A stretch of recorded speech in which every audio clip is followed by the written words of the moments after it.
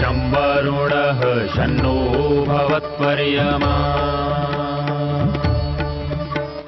शन्न इन्द्रो बृहस्पतिः शन्नो विष्णुरुक्रमः ॐ शान्ति शान्ति शान्तिः।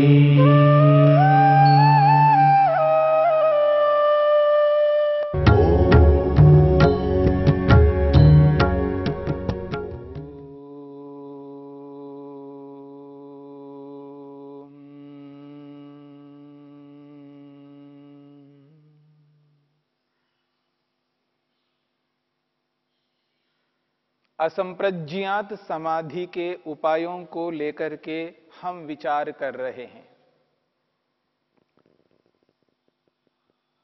ईश्वर साक्षात्कार करने के लिए महर्षि पतंजलि ने कुछ उपाय बताए हैं। उन उपायों में एक उपाय को लेकर के हमने विचार किया है, श्रद्धा। श्रद्धा असंप्रज्ञात समाधि को प्राप्त करने का एक महत्वपूर्ण उपाय है।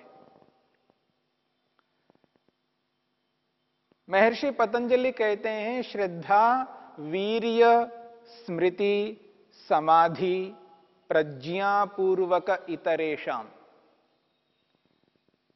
इस योग के पहले पाद के 20वें सूत्र में जिन उपायों को लेकर के चर्चा की है, ये ऐसे उपाय हैं, इन उपायों को साधक योगाभ्यासी अपना लेता है तो असंप्रज्ञात समाधि की प्राप्ति होती है, ईश्वर का दर्शन कर सकता है। श्रद्धा के बाद में दूसरा उपाय बताया है वीर्य। श्रद्धा वीर्य, ये जो वीर्य है, इस वीर्य शब्द के अनेक अर्थ होते हैं। वीर्य शब्द के अनेक अर्थ होते हैं। लोक में रज और वीर्य को लेकर के जो चर्चा की जाती है, शरीर के अंदर अलग अलग प्रकार की धातुएं हैं।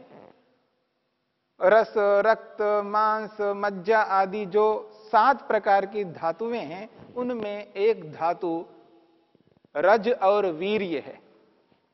स्त्री में रज और पुरुष में वीर्य होता है। यहां इस सूत्र में जो वीर्य शब्द आया है, उस अर्थ में नहीं आया है। धातु के अर्थ में वीर्य शब्द नहीं आया है। रजवीर्य के लिए यहां पर वीर्य शब्द का प्रयोग नहीं किया गया। यहां पर जो वीर्य शब्द है, इस वीर्य शब्द को अलग अर्थ में प्रयुक्त किया है। आत्मा में अलग अलग सामर्थ्य हैं, यानी आत्मा के अलग अलग गुण हैं। आत्मा के स्वाभाविक गुणों में एक महत्वपूर्ण गुण है जिसका नाम है प्रयत्न। जीवात्मा में एक विशेष गुण है जिसका नाम है प्रयत्न। वो जो प्रयत्न गुण है, उसकी विशेषता बताई जा रही है इस वीर्य शब्द से। वीर्य का अर्थ है उत्साह। वीर्य का अर्थ है उत्साह, स्फूर्ति, एक विशेष प्रकार का बल, एक विशेष प्रकार का सामर्थ्य है। तो यहां पर वीर्य शब्द से उत्साह को लिया है। उत्साह, जब व्यक्ति किसी कार्य को करता है तो निरुत्साहित होकर के काम करता है या उत्साहित होकर के काम करता है। और जब व्यक्ति उत्साहित होकर के काम करता है, उस उत्साह को यहां पर वीर्य शब्द से कहा है। एक उमंग को लेकर के कहा है। जब व्यक्ति किसी काम को करता है तो उमंग पूर्वक काम करता है, यानी उत्साहित होकर के काम करता है। वो जो उमंग है, वो जो उत्साह है, वो जो व्यक्ति के अंदर जो स्फूर्ति है, उसको यहां पर वीर्य शब्द से कहा है। और यदि ये उत्साह व्यक्ति के अंदर होता है तो निश्चित रूप से व्यक्ति जिन कार्यों को करता है उनको 100%, 100% दे सकता है, उस कार्य को पूर्ण रूप से कर सकता है। लोक में एक और शब्द का प्रयोग आता है, जोश। ये जो जोश है ये 2 प्रकार का होता है। जोश में होश नहीं रहता है, वो जोश हानिकारक है, और जब जोश के साथ में होश रहता है वो लाभकारी है। तो होश के साथ जोश जो होता है उसी को यहां पर उत्साह, वीर्य कहा है। जब व्यक्ति के अंदर जोश होता है होश पूर्वक, तो निश्चित रूप से वो व्यक्ति बहुत अच्छा काम कर सकता है, बहुत आगे बढ़ सकता है। जीवन में उन्नति पाने के लिए, उत्कृष्ट बनने के लिए, जीवन में श्रेष्ठ बनने के लिए उत्साह का होना अनिवार्य है। उसी उत्साह को, स्फूर्ति को, उमंग को, उसी होशपूर्वक जोश को यहां पर वीर्य शब्द से कहा है। और ये जो वीर्य है, इस वीर्य का होना एक प्रकार से पुण्य कर्म है, विशेष कर्म है। व्यक्ति जब निरुत्साहित होकर के काम करता है तो वो कार्य के रूप में, वो काम के रूप में नहीं हो पाता है। जैसा काम करना चाहते हैं वैसा काम नहीं होता है तो व्यक्ति असफल होता है, अपने जीवन में पराजित हो जाता है। यदि पराजय को प्राप्त नहीं होना है, विजय को प्राप्त होना है, जीतना है, अपने लक्ष्य को प्राप्त करना है, तो जीवन में उत्साह का होना, स्फूर्ति का होना, उमंग का होना अनिवार्य है। और उसी उत्साह को महर्षि पतंजलि ने वीर्य शब्द से कहा है। व्यक्ति अपने सामर्थ्य को नहीं पहचानता है। आत्मा में प्रयत्न गुण है, उस प्रयत्न गुण के अंतर्गत व्यक्ति जब आगे बढ़ता है, उस प्रयत्न गुण को सूक्ष्मता से समझने लगता है, उस प्रयत्न गुण की विशेषता को पहचान लेता है, तो व्यक्ति क्या नहीं कर सकता। अब देखेंगे, कोई व्यक्ति संसार में किसी भी कोने में रह करके किसी विशिष्ट कार्य को करता है, उस विशिष्ट कार्य को संसार के कोई भी व्यक्ति, कोई भी मनुष्य कर सकता है। मेरी बात को समझने का प्रयत्न करना, क्योंकि आत्मा में जो प्रयत्न गुण है वह प्रयत्न गुण सभी आत्माओं में एक जैसा है, एक समान है, कोई अंतर नहीं है। एक आत्मा ने मनुष्य शरीर में रह करके यदि उसने उस कार्य को संपन्न किया है, उस कार्य को प्रत्येक मनुष्य कर सकता है, बशर्त उस कार्य को करने के जितने भी साधन हो सकते हैं उन सबको जुटाना पड़ता है। उस कार्य को संपन्न करने के लिए उसने जिन जिन साधनों को अपनाया है, जो जो स्थिति को अपनाया है, जिस परिवेश में रहकर के उस कार्य को उसने संपन्न किया है, अगर उन समस्त कारणों को, साधनों को अपना करके उस प्रयत्न से व्यक्ति उस कार्य को पूरा कर सकता है। इस बात को समझने का प्रयत्न करिए। यह नहीं हो सकता है अमुक व्यक्ति ने किया है तो अब वो उस कार्य को कोई दूसरा नहीं कर सकता। उस कार्य को करने के लिए जो कारण हो सकते हैं, जो उसके अनुकूल साधन हो सकते हैं, उनको जुटाएंगे नहीं तो कैसे कर पाएगा। इसलिए हो सकने योग्य जितने भी कार्य हैं उन समस्त कार्यों को इस प्रयत्न गुण को समझने के कारण से, और इस प्रयत्न गुण की जो विशेषता है, वीर्य है, जो उत्साह है, उसको समझने के कारण से व्यक्ति उस कार्य को अच्छे ढंग से पूर्ण कर सकता है, उस कार्य को 100% अंक दिला सकता है। और यहां मुक्ति को पाने के लिए, असंप्रज्ञा समाधि को प्राप्त करने के लिए, ईश्वर दर्शन करने के लिए महर्षि पतंजलि ने इस वीर्य को, इस उत्साह को एक बहुत बड़ा महत्वपूर्ण सशक्त साधन के रूप में, कारण के रूप में प्रस्तुत किया है।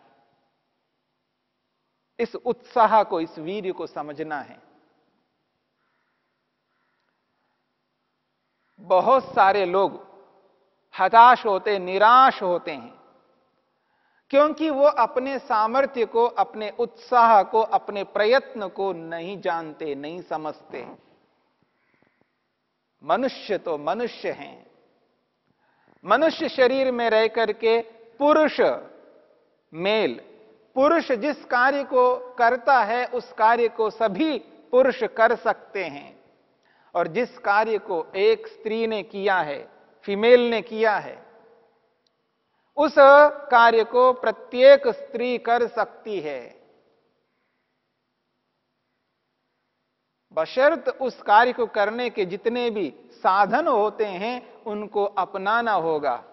उसके लिए जैसी इच्छा की आवश्यकता है, जैसा पुरुषार्थ चाहिए, जैसी तपस्या चाहिए, जैसी विधि चाहिए, जैसी अनुकूलता चाहिए, उन सभी कारणों को अपनाकर यदि किसी स्त्री ने किसी कार्य को किया है, वैसा ही प्रत्येक स्त्री कर सकती है। और जिस कार्य को, इन सभी कारणों को अपना करके जिस पुरुष ने किया है, उस कार्य को समस्त पुरुष कर सकते हैं। और जो नहीं कर पाते हैं, उनके पीछे इन साधनों में, इन कारणों में कोई ना कोई कमी रह जाती है, न्यूनता रह जाती है। उस न्यूनता के कारण से वो कर नहीं पाते हैं।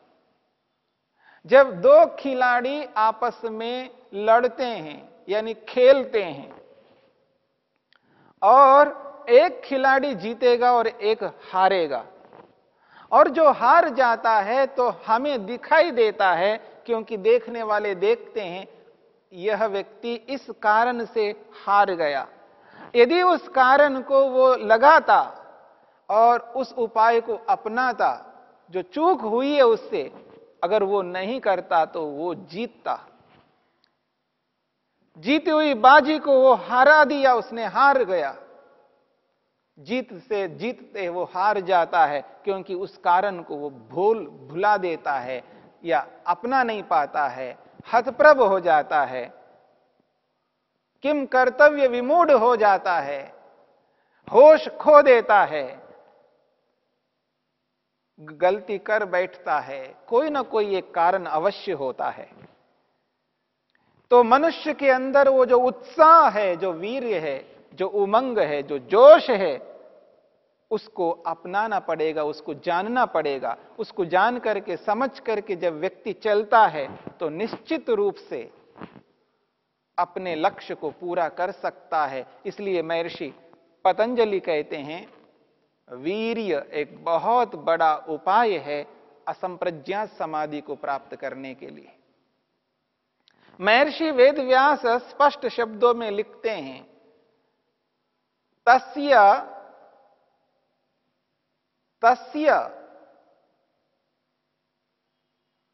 तस्य ही श्रद्धदानस्य विवेकार्थिनो वीर्यम उपजायते। तस्य, उसको, किसको? योगाभ्यासी को। तस्य योगिनः, और कैसा योगाभ्यासी है? श्रद्धदानस्य, श्रद्धा करने वाला। जिस ईश्वर को प्राप्त करना चाहता है उस ईश्वर के प्रति पूर्ण श्रद्धान्वित हुआ है। तस्य ही श्रद्धदानस्य, उस श्रद्धा करने वाले योगाभ्यासी को। कैसा है वो? विवेकार्थी न, जो विवेक को चाहने वाला है, जो यथार्थता को अपनाने वाला है, जो सत्य को स्वीकार करने वाला है। विवेकार्थी ना, विवेक को चाहने वाले को। वीर्यम उपजायते, वीर्य उत्पन्न होता है, यानी उसके अंदर वीर्य आ जाता है, यानी उसके वीर्य उभर करके सामने आ जाता है। आत्मा में वो सामर्थ्य है, वो वीर्य है, वो उत्साह है, परंतु वो दबा हुआ है। और जैसे ही वो श्रद्धान्वित होता है, श्रद्धा को समझ लेता है, श्रद्धा को अपना लेता है, ईश्वर के प्रति पूर्ण श्रद्धान्वित होता है, और उस श्रद्धा के कारण से विवेक को चाहने वाले उस व्यक्ति के अंदर वीर्यम, वीर्यम, ये उत्साह, उपजायते, ये वीर्य प्रकट हो जाता है। जो दबा हुआ उत्साह था वो बाहर निकल करके आ जाता है, तब वो उत्साहित होकर के स्फूर्ति से, उस विशेष बल से जब व्यक्ति ईश्वर को प्राप्त करने के साधनों को अपनाता है, मेहनत करता है, पुरुषार्थ करता है, वह पुरुषार्थ पूर्ण पुरुषार्थ के रूप में सामने आ जाता है। तस्य ही श्रद्धदानस्य विवेकार्थिनो वीर्यम उपजायते, ये वीर्य प्रकट हो जाता है। और वो जो विशेष बल है, उत्साह है, जो स्फूर्ति है, जब वो आसन लगाने के लिए उद्यत होता है तो उत्साहित होकर के आसन लगाता है। जब वो यम नियमों का पालन करना चाहता है, उसकी चाह है मैं सत्य बोलूं, उत्साहित होकर के सत्य बोलेगा। जब किसी को कष्ट नहीं देना है तो उत्साहित होकर के ये प्रयास करता है कि किसी को मेरे कारण से कोई कष्ट, कोई पीड़ा अन्याय पूर्वक कभी ना मिले। निर्वैर होकर के उनके साथ व्यवहार करता है। यम और नियमों का पालन उत्साहित होकर के करता है। जब ध्यान करने की स्थिति आती है, वो जब काल आता है, संधि वेला आती है, उस स्थिति में जब आसन करना है तो पीछे नहीं हटता है, हिचकिचाता नहीं है, वो उत्साहित होकर के आसन लगाता है। स्फूर्ति रहती है उसके अंदर, विशेष बल रहता है। जब प्राणायाम करना चाहता है तो उत्साहित होकर के प्राणायाम करेगा। जब इंद्रियों को अपने वश में करना है तो इंद्रियों को अपने वश में करता है, उत्साहित होकर के करता है। जब मन को एक स्थान पर शरीर में टिकाना है, धारणा बनानी है, तो उत्साहित होकर के धारणा बनाता है। जब ध्यान करना है तो पूर्ण स्फूर्ति से उत्साहित होकर के जैसा ध्यान करना चाहिए उसी प्रयत्न से वैसा ही ध्यान करता है। ये जो स्थिति है, ये जो वीर्य है, ये विशेष उपाय है, एक विशेष साधन है। तस्य ही श्रद्धदानस्य विवेकार्थिनो वीर्यम उपजायते। श्रद्धा रखते ही व्यक्ति के अंदर अनायास एक उत्साह उत्पन्न हो जाता है। उस उत्साह को, उस वीर्य को, उस उमंग को अपना करके मनुष्य को चलना चाहिए, तब अपने लक्ष्य को पूरा किया जा सकता है।